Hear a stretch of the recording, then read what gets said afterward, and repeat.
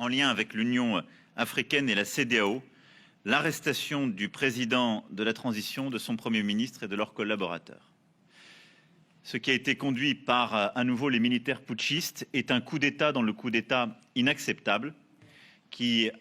appelle notre condamnation immédiate et aussi le fait que nous sommes prêts, dans les prochaines heures, si la situation n'était pas clarifiée, à prendre des sanctions ciblées sur les protagonistes. Voilà Emmanuel Macron qui appelle donc les militaires à réagir et à libérer le président Bandao et son Premier ministre de transition Mokhtar Ouane qui ont été emmenés hier de force dans un camp militaire près de Bamako. Et donc Bruno Darou, Emmanuel Macron évoque un coup d'État dans le coup d'État, puisque le dernier coup d'État remonte à août dernier.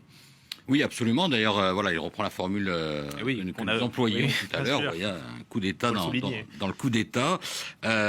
Clairement, donc, réaction, oui, effectivement, très ferme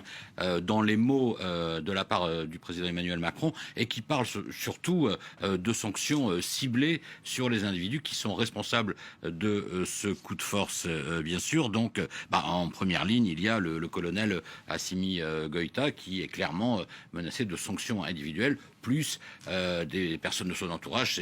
ces colonels, hein, c'est un peu le groupe des colonels là qui a fait ce coup de force, puisque Assimi Goïta a estimé que 2 de ces colonels qui occupaient auparavant le poste de ministre de la Défense, ministre de la Sécurité, avaient été écartés dans la formation de la nouvelle équipe et que ce n'était pas acceptable. Donc voilà, la France va avoir une parole forte. Jean-Yves Le Drian l'avait exprimé quelques minutes auparavant. Bon, évidemment, Emmanuel Macron est sur la même ligne que l'Union européenne, l'Union africaine, la CEDEAO,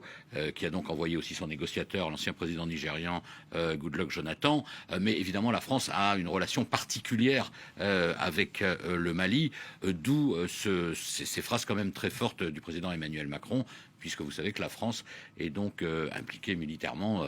depuis 8 ans maintenant au Mali, qu'elle y a perdu plus de 50 soldats, qu'elle est là quand même pour essayer d'aider au fait que le Mali ne s'effondre pas. Et Emmanuel Macron sait très bien que Assimi Goïta, c'est ça aussi, hein, que si la France, même s'il y a un mécontentement de la population ou d'une partie de la population malienne vis-à-vis de cette présence française, il sait très bien que si la France se retire, évidemment, ce serait encore plus compliqué pour le Mali pour essayer de lutter contre l'activisme donc des groupes djihadistes au Mali, qu'il s'agisse d'Al-Qaïda ou de l'organisation État islamique. Merci beaucoup Bruno pour ce point complet suite